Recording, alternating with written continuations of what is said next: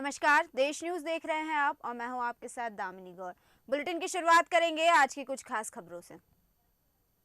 और आपको सबसे पहले बता दें, समाजवादी पार्टी के राष्ट्रीय अध्यक्ष और उत्तर प्रदेश के पूर्व मुख्यमंत्री अखिलेश यादव ने कहा कि अभी हमारे कई साथी कह रहे हैं कि प्रधानमंत्री बन जाओ, प्रधानमंत्री की रेस में समाजवादी खड़े हो जाओ। हम तो इतना जानते हैं कि जिसे भी प्रधानमंत्री बनना है वो उत्तर प्रदेश आ जाए। अखिलेश ने यह बात बुधवार को रीवा के बिरसौर में कही। ये कहा कि समाजवादी पार्टी के सम्मेलन को संबोधित कर रहे थे। उन्होंने कहा, अगर गुजरात से ही कोई प्रधानमंत्री बनना होता तो फिर उत्तर प्रदेश में क्यों आए प्रधानमंत्री, क्योंकि वे जानते हैं कि उत्तर प्रदेश को जीते बिना दिल्ली की सरकार नहीं बनेगी। जब लोकसभा में उत्तर प्रदेश में सबसे ज्यादा इंडी गठबंधन और सपा के प्रत्याशी जीतेंगे तो बीजेपी का प्रधानमंत्री नहीं होगा, प्रधानमंत्री दूसरा होगा। साथ ही साथ उन्होंने ये भी कहा कि इंडी गठबंधन के लोग कहेंगे जो वही पीएम होगा। उन्होंने आगे कहा कि जो इंडी गठबंधन है उसके अंदर सपा है, जो सपा है वो इंडी गठबंधन में शामिल तो है, लेकिन सपा की लड़ाई अपने अलग रास्ते की भी है। देखिए, आपको सुनाते हैं अखिलेश यादव ने क्या कहा।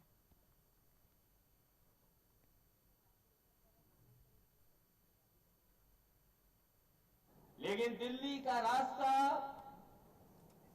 अगर उत्तर प्रदेश से निकलता है तो मध्य प्रदेश में चुनाव होने जा रहा है, तो मध्य प्रदेश भी उसका संदेश देगा। अभी हमारे कई साथी कह रहे हैं प्रधानमंत्री बन जाओ, प्रधानमंत्री रेस में समाजवादी खड़े हो जाओ। हम तो इतना जानते हैं कि जिसको भी प्रधानमंत्री बनना है वो उत्तर प्रदेश में आ जाओ। और अगर गुजरात से ही कोई प्रधानमंत्री बनता होता तो फिर उत्तर प्रदेश में क्यों आए प्रधानमंत्री। इसी पे अधिक जानकारी के लिए हमारे साथ जुड़ चुके हैं हमारे देश न्यूज के एडिटर इन चीफ जय श्रीवास्तव जी। जय जी, बहुत बहुत स्वागत है आपका। धन्यवाद। जय जी, जैसे कि हाल ही में अखिलेश यादव ने कहा कि प्रधानमंत्री बनना है अगर तो उत्तर प्रदेश आ जाओ, इस पर आपका क्या कहना है? क्या मतलब सच में उत्तर प्रदेश की सीट से ही देश का प्रधानमंत्री जीत सकता है? देखिए, आमतौर पर ये देखा गया है कि अधिकतर जो प्रधानमंत्री है वो उत्तर प्रदेश से ही बने हैं। जी। अभी देखिए, प्रधानमंत्री मोदी भी गुजरात के रहने वाले जरूर है, लेकिन ये चुनाव उत्तर प्रदेश से लड़े और उत्तर प्रदेश से जीते और वो प्रधानमंत्री बने। जी। तो आम के कहावत बन गए हैं कि अगर प्रधानमंत्री बनना है तो आपको उत्तर प्रदेश से, या तो उत्तर प्रदेश के रहने वाले हो या उत्तर प्रदेश से चुनाव लड़ो। जी। तो ये आजकल जो है एक ट्रेंड बन चुका है कि भाई यूपी से ही होके दिल्ली पहुंचा जा सकता है। जी। अखिलेश जी का जो मानना है वो ये संदर्भ वही है कि वो इस प्रकार खाली अखिलेश जी नहीं है, और भी लोग बोलते रहते हैं कि जब भी कोई प्रधानमंत्री बनने के दौड़ में कोई किसी का नाम आता है तो उत्तर प्रदेश से उसका जरूर रिश्ता जुड़ता है। जय जी, मैं आपसे जानना चाहूंगी कि उत्तर प्रदेश की सीट में ऐसा क्या है कि उत्तर प्रदेश के रास्ते दिल्ली तक पहुंचा जा सकता है? देखिए, उसमें कोई ऐसा कोई वैज्ञानिक या कोई बहुत बड़ा कोई रीजन नहीं है। जी। लेकिन कहा यह जाता है कि वहाँ 80 सीटें हैं, मतलब लोकसभा की 80 सीटें हैं। जी। तो 545 में से 80 सीटें यदि उस लोकसभा की केवल उत्तर प्रदेश से है, जी। तो निश्चित रूप से वहां से ज्यादा समर्थन सांसदों का मिलेगा। वहां से जो जीतेगा वही प्रधानमंत्री के पद पर विराजमान होगा, ऐसा माना जाता रहा है। लेकिन ये भी है कि मोदी ने ये कहा किया था कि जब भी इलेक्शन लड़ना है तो उत्तर प्रदेश से लड़कर माहौल क्रिएट किया जाता है। जी। ये ऐसा देखा गया कि अगर बनारसी से यदि प्राइम मिनिस्टर वहां से चुनाव लड़ते हैं तो निश्चित रूप से वो आसपास के जो सीटें हैं उसमें काफी मदद हेल्प मिलती है उसमें भारतीय जनता पार्टी को। तो यही सोच अधिकतर लोगों में है। जैसे इंदिरा गांधी भी वहीं से चुनाव, उत्तर प्रदेश से ही चुनाव लड़ती रही है। तो ये कहा जाता है कि अगर कोई बड़ा नेता अगर लड़ते हैं तो आसपास के जो सीटों पर भी प्रभावित करते हैं। तो इसी के संदेश को लेके प्रधानमंत्री भी उत्तर प्रदेश से चुनाव लड़ा और आमतौर पे अधिकतर लोग उत्तर प्रदेश से चुनाव लड़कर ही दिल्ली तक पहुंचते हैं। इसके पीछे यही कारण है कि अधिक लोकसभा के सीटें उत्तर प्रदेश में है। तो क्या लगता है आपको कि क्या अखिलेश यादव भी उत्तर प्रदेश से चुनाव लड़के प्रधानमंत्री बनने की रेस में शामिल होना चाहेंगे? नहीं, वो ऑलरेडी दो बार जो है वो मुख्यमंत्री रहे उत्तर प्रदेश के, और वो यदि चुनाव लड़ेंगे तो उत्तर प्रदेश से ही लड़ेंगे। कोई बाहर वैसे भी समाजवादी पार्टी का कोई वर्चस्व है नहीं। भारतीय जनता पार्टी और कांग्रेस को छोड़ के बाकी कोई पार्टी राष्ट्रीय पार्टी तो है नहीं। और समाजवादी पार्टी से यदि कोई चुनाव लड़ता है, विशेष करके अखिलेश यादव, तो उत्तर प्रदेश में उनका जनाधार है, उत्तर प्रदेश से ही लड़ेंगे। और उत्तर प्रदेश से लड़ने के बाद यदि इंडी गठबंधन का कोई यहाँ वर्चस्व मिलता है या लोकसभा में कोई अच्छे वोट मिल जाते हैं, सीटें मिल जाती है और प्रधानमंत्री बनने लायक अगर सीटें मिल जाती है, तो निश्चित रूप से यही लोग हैं जो दावेदारी करते हैं। एक और बात भी मैं बताना चाहूंगा, अधिकतर जो अलायंस के सरकार बनी है वो बाहर से बनी। ये इंद्र कुमार गुजराल है, एच.डी. देवेगौड़ा है, ये सब जो है ये बाहर के उत्तर प्रदेश से नहीं थे। तो ये जो है वहां से चुनाव लड़ने के बाद हो सकता है कि ये गठबंधन की सरकार हो, जैसे नीतीश कुमार का नाम चल रहा है। बाई चांस जो है यदि इंडी गठबंधन की सरकार बनती है तो ममता बनर्जी, नीतीश कुमार, शरद पवार, बड़े बड़े नाम है यहाँ पर। तो अखिलेश का नाम तो बहुत पीछे है, लेकिन फिर भी ये कहा जा सकता है उन्होंने बाकी लोगों को ये संदेश दिया होगा कि ये भले हम गठबंधन में है, भले हम इंडी गठबंधन में है, लेकिन यदि चुनाव हो जाए और लास्ट मोमेंट पे प्रधानमंत्री के दावेदार बनने का कोई किसी को मौका मिलेगा, तो जो उत्तर प्रदेश से जो मतलब लड़ेगा वही प्रधानमंत्री के रूप में देखा जाएगा। एक तरह से खुद की ब्रांडिंग की है, दूसरी तरफ से और दूसरे नजरिया से ये भी देखा जा सकता है कि वो बाकी लोगों को भी एक चेतावनी दे रहे हैं कि भले आप बिहार से चुनाव लड़के आइए, बंगाल से चुनाव लड़के आइए या महाराष्ट्र से चुनाव लड़के आइए, लेकिन प्रधानमंत्री तो उत्तर प्रदेश का ही बनेगा। तो ये जो है ये चेतावनी भी हो सकता है और खुद की ब्रांडिंग भी हो सकता है।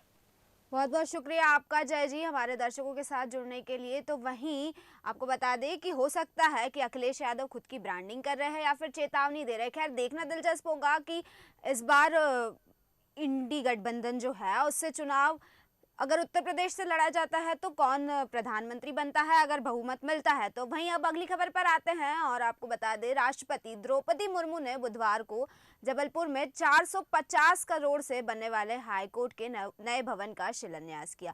कार्यक्रम में उन्होंने कहा कि महिलाओं में न्याय करने का नैसर्गिक भाव होता है। एक माँ कभी बच्चों में भेद नहीं करती। महिलाओं की भागीदारी न्यायपालिका के हित में होगी और न्यायपालिका का लक्ष्य सरल, सुलभ, त्वरित न्याय होना चाहिए। उन्होंने कहा कि अदालतों में पेंडेंसी और पुराना इंफ्रास्ट्रक्चर बड़ी चुनौती है। देश की ट्रायल कोर्ट्स में 4.5 करोड़ केस पेंडिंग है। राष्ट्रपति द्रौपदी मुर्मू ने साथ ही ये भी कहा कि न्यायपालिका में भी महिलाओं की भागीदारी बढ़नी चाहिए। देखिए आपको बता दें वर्तमान में सुप्रीम कोर्ट में सिर्फ 9% और हाई कोर्ट में सिर्फ 14% ही महिला जज है। तो महिलाओं का व्यक्तित्व देश के लिए आवश्यक है। राजनीति में 33% महिला आरक्षण क्रांतिकारी कदम होगा, ऐसा भी राष्ट्रपति द्रौपदी मुर्मू ने कहा। आपको बता दें मुख्य कार्यक्रम ट्रिपल ITDM के ऑडिटोरियम में हुआ और Madhya Pradesh high court chief justice Ravi मिजमट ने पुष्पगुच्छ और स्मृति चिन्ह भेंट कर राष्ट्रपति का स्वागत किया। वहीं जस्टिस शील नागू ने राज्यपाल को पुष्पगुच्छ भेंट कर स्वागत किया। इससे पहले डुमना एयरपोर्ट पर राज्यपाल मंगूभाई पटेल, सीएम शिवराज सिंह चौहान और केंद्रीय मंत्री प्रहलाद पटेल ने उनका स्वागत किया। वहीं आपको बता दें कार्यक्रम में राज्यपाल मंगूभाई पटेल ने कहा कि मैं चाहूंगा कि मध्य प्रदेश हाईकोर्ट में भी आदेशों को हिंदी में सुनने की दिशा में पहल करें। कार्यक्रम के दौरान मध्य प्रदेश हाईकोर्ट के चीफ जस्टिस रवि मलिमठ ने कहा कि मैं चाहता हूं कि मेरे राज्य यानी मध्य प्रदेश का न्याय सिस्टम सबसे अच्छा हो ताकि लोगों के साथ अन्याय ना हो सके। न्याय सिस्टम को ठीक करने के लिए हर दिन, हर घड़ी, हर पल मेहनत करना पड़ता है। ताकि भविष्य में अच्छा रिजल्ट देख पाए।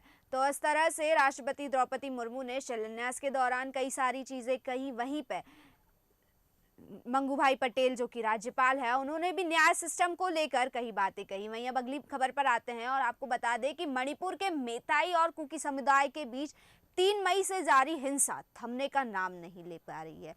2 लापता स्टूडेंट्स की हत्या को लेकर प्रदर्शनकारी विरोध कर रहे हैं।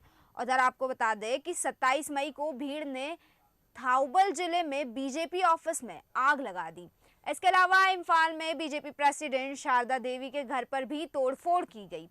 वहीं पुलिस ने बुधवार को प्रेस नोट जारी कर बताया कि राज्य में बीते 24 घंटे में माहौल तनावपूर्ण रहा, लेकिन हालात पर कंट्रोल किया गया, ये भी बात सामने आई।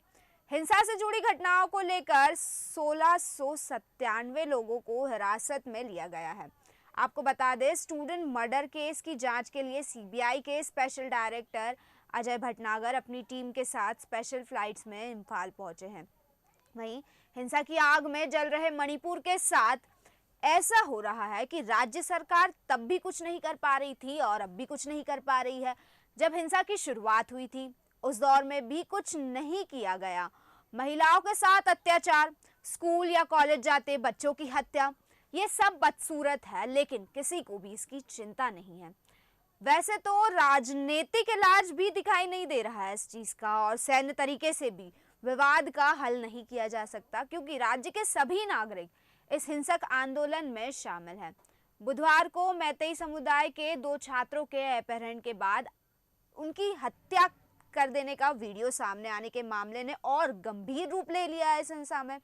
वहीं केंद्र सरकार ने मणिपुर को पहले से ही अशांत क्षेत्र घोषित कर रखा था।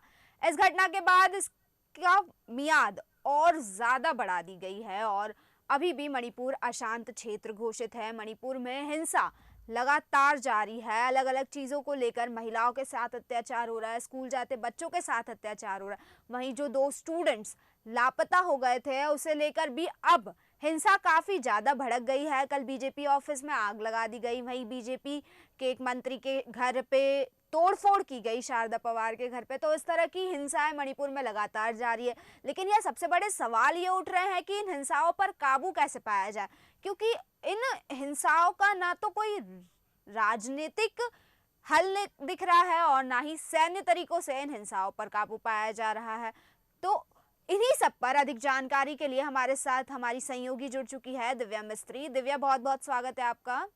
जी दामिनी। दिव्या, जैसे कि मणिपुर में लगातार हिंसा चल रही है और हाल फिलहाल में एक चीज देखी गई कि जो 2 स्टूडेंट्स लापता हो गए थे उनके मर्डर का वीडियो सामने आया। उसके बाद हाल ही में बीजेपी के ऑफिस में आग लगा दी गई है और जो एक भारतीय जनता पार्टी के नेता है शरद पवार, उनके घर पे तोड़फोड़ भी की गई है। इस पे आपका क्या कहना है? देखिए, ये मणिपुर हिंसा पिछले 5 महीने से जारी है और लगातार कहीं ना कहीं सभी पर अत्याचार हो रहे हैं, सभी समाज के लोगों पर अत्याचार जारी है। और अब ये 2 युवा छात्रों की जो हत्या हुई है, इस पे कहीं ना कहीं लोगों में आक्रोश पैदा हो रहा है। इसी को देखते हुए वहाँ के जो मणिपुर सरकार ने सीबीआई जांच के लिए भी एक टीम का गठन किया है, जो इंसाफ के लिए वहां पहुंची है और यह जानकारी अधिकारियों ने दी और जल्द ही कहीं ना कहीं पकड़े जाने के लिए भी कयास लगाए जा रहे हैं और जल्द ही जो आरोपी रहेंगे उनको पकड़ लिया जाएगा। वहीं मुख्यमंत्री एन बीरेन सिंह ने भी कहा है कि लापता छात्रों के दुखद निधन के संबंध में सामने आई दुखद खबर के आलोक में राज्य के लोगों को आश्वासित करता हूं कि अपराधियों को पकड़ने के लिए राज्य और केंद्र सरकार दोनों मिलकर काम कर रहे हैं। तो कहीं ना कहीं केंद्र भी इसका सपोर्ट कर रही है। देखिए, जल्द ही चुनाव आने वाले हैं, तो ये मणिपुर हिंसा जैसे जैसे चुनाव करीब आ रहे हैं कहीं ना कहीं बढ़ती हुई नजर आ रही है। लेकिन दिव्या यहीं पे आपको रोकना चाहूंगी। मेरा एक सवाल है, चुनाव के चक्कर में मणिपुर हिंसा बढ़ती हुई नजर आ रही है, लेकिन आमतौर पर ऐसा देखा गया है कि कोई भी बड़ी चीज अगर हो रही है देश में या राज्य में, कोई भी बड़ी चीज हो रही है, तो अगर चुनाव नजदीक आते हैं तो मामला ठंडा पड़ जाता है। ठीक है, पहले भी ऐसा कई बार हुआ है कि अगर कुछ बड़ा हंगामा भी हो रहा है जिससे लोगों को परेशानी हो रही है, लेकिन भाई अगर चुनाव नजदीक आ गए तो सब कुछ ठंडा पड़ गया। क्यों? क्योंकि चुनाव नजदीक है और चुनाव का काम नहीं रुकना चाहिए। और इसी बीच मणिपुर हिंसा लगातार बढ़ रही है, जिस पर अब कोई हल निकलता हुआ नहीं नजर आ रहा है, क्योंकि काफी समय से ये हिंसा लगातार चलते ही आ रही है। ना ही राज्य सरकार ने राजनीतिक तरीके से इस पर कोई हल निकाला, वहीं सैन्य तरीके से भी इस विवाद को थमता हुआ नहीं दिखाई दे रहा है। देखिए, जल्द ही अब सीबीआई टीम की गठन किया गया है, तो कहीं ना कहीं अपराधियों के पकड़ने के लिए तलाश भी शुरू कर दिया गया है। और जल्द ही ऐसा लगता है कि मुख्यमंत्री एन बीरेन ने जिस तरह से एक्शन लिया है, तो कहीं ना कहीं जल्द आरोपियों को पकड़ने में सफलता हासिल जरूर होगी। और बात रही कि राजनीति के लिए, तो कहीं ना कहीं केंद्र सरकार भी इस चीज का सपोर्ट कर रही है और केंद्र सरकार के द्वारा ही सीबीआई टीम का गठन कर अब जल्द ही इन पूरे मामले की जांच की जाएगी कि आखिर हिंसा क्यों बढ़ रही है, क्या कारण है हिंसा बढ़ने का, और इन हिंसाओं का कारण जो आरोपी है उन लोगों को पकड़ने में कहीं ना कहीं सीबीआई टीम का गठन हुआ है, तो जल्द ही आरोपी पकड़ लिए जाएंगे। जी दिव्या, बहुत बहुत धन्यवाद आपका हमारे दर्शकों के साथ जुड़ने के लिए। तो मणिपुर हिंसा अब क्या नया मोड़ लेती है ये देखना होगा, क्योंकि उस पर कब तक एक्शन लिया जाएगा, कब हिंसा को रोका जाएगा, ये देखना दिलचस्प होगा। और उम्मीद जताई जा रही है कि बहुत जल्द इस पर एक्शन लिया जाए और हिंसा थमे। फिलहाल के बुलेटिन में बस इतना ही। बने रहिए देश न्यूज़ के साथ। नमस्कार।